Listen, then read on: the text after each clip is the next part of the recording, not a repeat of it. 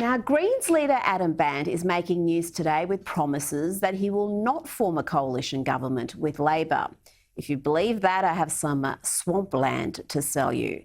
Adam Bandt's promise comes off the back of the Greens' woeful news poll results, with the party experiencing its sharpest drop in almost a decade, falling to just 8% of the primary vote. Mr. Bandt was in attack mode today, writing in the Australian newspaper, Josh Frydenberg's seat of Kooyong is now a Liberal versus Green seat, and the 2019 federal election, the Liberal Party spent like a drunken sailor to hold it. The growing pressure on the Treasurer is clearly starting to show. That's all according to Adam Bandt. Well, big words there. And I thought I'd hear what the Treasurer had to say in response. I caught up with Josh Frydenberg earlier today. Treasurer, in 2019, you held your seat of Kooyong with close to 56% of the vote. The Greens' Julian Burnside had around 44%. How confident are you of holding on to Kooyong against the Greens' onslaught? They're devoting a lot of resources to winning that seat. Well, we don't take anything for granted in any seat, not least of which is mine. And I campaign every day for a better and stronger Australia. I'm very proud of what our government has achieved over the course of this pandemic, both in terms of the health outcomes, but also the very strong economic outcomes. We have an unemployment rate today at 4.2%, a 13-year low. And the people of Kooyong, indeed the people of Australia, know that under Scott Morrison, their job is more secure, the economy is stronger, we're investing more in national security, and of course we're keeping them safe from COVID as well. So we've got a very strong track record to campaign on, as well as the plans to continue to see future growth. Greens leader Adam Bandt writing in the Australian today, interesting choice given he rages against the Murdoch press, but nevertheless he wrote today that the only tax the Greens will push is a billionaire's wealth tax. Now, Treasurer, that is an appealing election promise, I've got to say. And what do you make of that promise, and as well as Adam Bandt's assurance that there will be no Greens-Labor alliance? Well, to paraphrase Shakespeare, Rita, beware those who protest too much. Both Anthony Albanese and Adam Bandt, peas in a pod, have gone out of their way to say they won't go into coalition together should there be a hung parliament. But we do know that that's what happened in the past.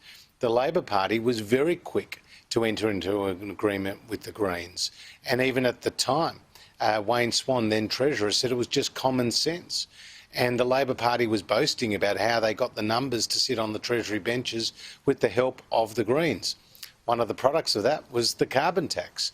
And we know, if you look at the Greens' policies, they're in favour of a carbon tax, a mining tax, high taxes on super, high taxes on income earners, a housing tax, and of course, death duties and an inheritance tax. Now, they'll deny that that's their policies, but there it is, in black and white. And the only thing that's different between the Labor Party's policies and the Greens' policies is the colour of the letterhead.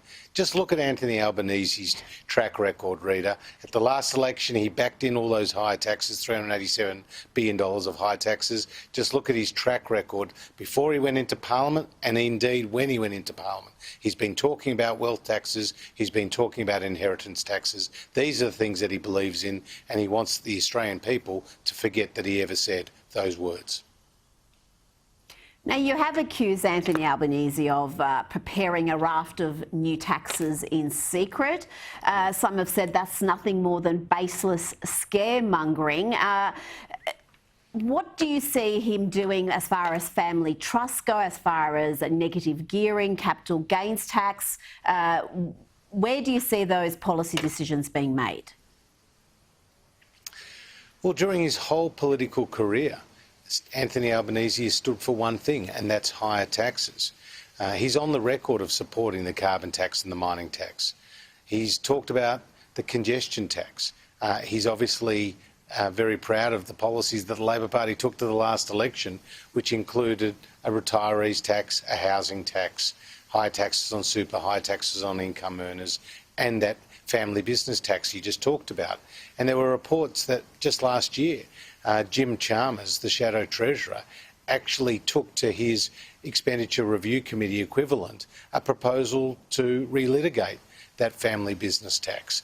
Now, Anthony Albanese will deny that they are his policies, but they have been the policies he's supported. And our stage 3 tax cuts, which are legislated but have yet to take effect, Jim Chalmers called them offensive. Anthony Albanese said they were tax cuts for the top end of town. Now they both want you to believe that they'll stick to them if they're given a chance in government. Australians need to understand that a vote for Anthony Albanese and a vote for the Labor Party is not a risk-free choice. It's a risky choice, and it could put our economic recovery at risk. And of course, we've got a lot of so-called independents contesting seats this coming election. An independent today in Question Time, Zali Steggall, accused your government of not doing enough for New South Wales businesses. What's your response to that? Because there is this perception that the state governments have done the heavy lifting and the federal government hasn't helped out as much as it could. Well, firstly, these voices of campaigns are not real independents. They're voices of the Labor Party. And the fact is, in many electorates, including mine, you have an independent who was a former member of the Labor Party.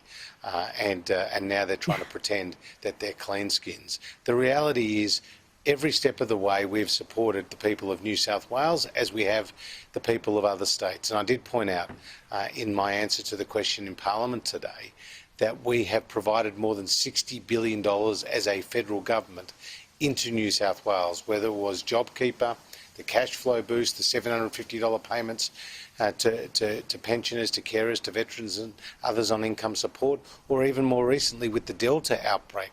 We went into a 50-50 arrangement with the state government on business payments, and we picked up the tab for the household income support.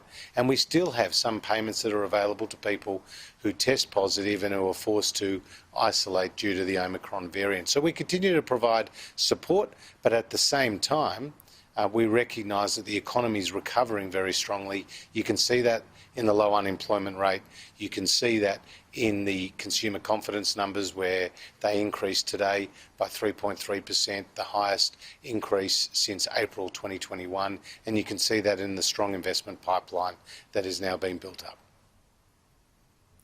And lastly, before I let you go, have you spoken directly with Jason Falinski as to whether he supports an inheritance tax? That was what was the front page of the Australian Financial Review said today. Would have alarmed a lot of coalition voters. What's happening there? Well, Jason put out a piece on social media today where he made it very clear he's never ever supported such a tax, and in fact he's actually been in favour of lower taxes. And the person who's on the record, though, of supporting an inheritance tax is Anthony Albanese.